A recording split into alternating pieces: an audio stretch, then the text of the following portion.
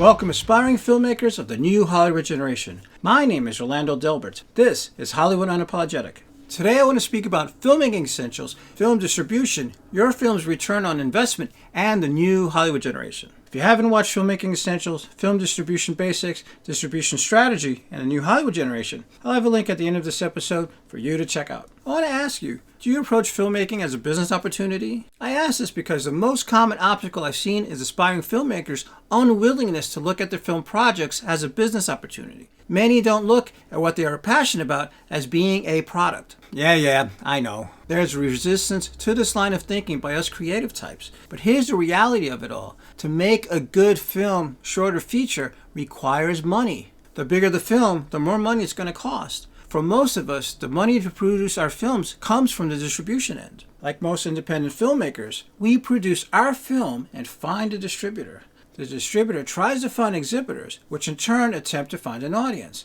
This has been the traditional way most independent films get released. For many independent productions, it becomes an uphill battle to find the right audience if the battle itself hasn't already been lost. That is why it is so important to consider a marketing strategy geared to a very narrow and targeted audience at the very beginning of the development stage of your film. One of the things mentioned in the last episode on filmmaking and social media, we have to consider what our return on investment, our ROI, is dollar and time-wise. While many filmmakers may look at this topic when they're figuring out their shoot schedule and the associated budgets for the film's completion, the film's ROI should really be considered as part of your distribution strategy at the very beginning of the development stage. When a distributor looks at your film, they assess what the marketing budget for them would be for digital, magazine, and newspaper exposure, and including a theatrical release. This is all for getting the most exposure they can, which increases the monetary value of your film.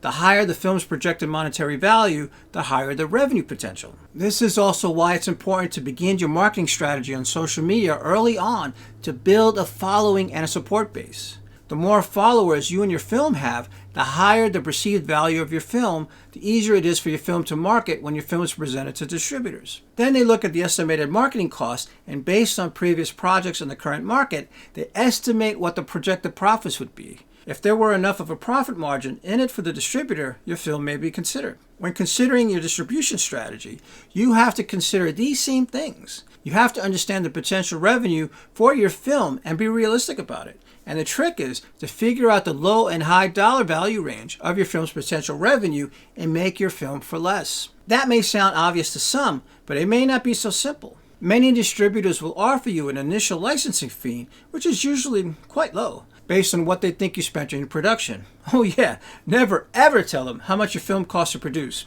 Ever. I personally know quite a few filmmakers who were offered $10,000 or less as licensing fees for their feature films, never seeing a dime afterwards. Come to think of it, the producers of one film I worked on sold their domestic DVD rights, and I believe they were paid $6,000. They spent considerably more to produce it. And watching it on DVD, the first 30 minutes was just trailer after trailer of other films in the distributor's library before being able to watch their film. No DVD menus to jump ahead. Believe that shit? If you're able to get good at figuring out all of your associated costs, including the marketing end, as part of your distribution strategy, the likelihood of piquing a distributor and any investor's interest on your future films increases. This should be part of a longer time filmmaking strategy. One of the things mentioned throughout this series, Hollywood is about making money. What that truly means, you and I are of little significance to the bean counters and check signers unless we're able to produce something that can be monetized in their best interest, not ours. This is certainly true in the distribution side because billions of dollars every year come directly from distribution. Many creative artisans don't fully understand or open to that line of thinking. This only hinders his or her chances of success, unfortunately, when it comes to deal making and negotiating. So many filmmakers get burned once they're looking for distribution options because they don't always fully understand what they are signing off on. These details can be somewhat confusing or even daunting for some. Believe me, I get it. By this point, you should have an experienced entertainment attorney representing your deal. An experienced entertainment attorney's job is to be your advocate. You want someone who is able to negotiate, or better said, improve a distributor's offer. Getting an entertainment attorney on board ensures you and everyone involved gets the best deal while protecting your project legally and financially. As members of the new Hollywood generation, we're all in it together. Be safe, be smart, and don't forget to be great. More on success in filmmaking, success in life can be found in Pollyanna's tear-soaked Battlefields of Hollywood, Survivor Guide Against the Cynicism and Hypocritical. I'm going to add a link at the very end of this episode, Filmmaking Essentials, Film Distribution Basics, Distribution Strategy, and the new Hollywood generation. Go check it out. Are you ready for the challenge?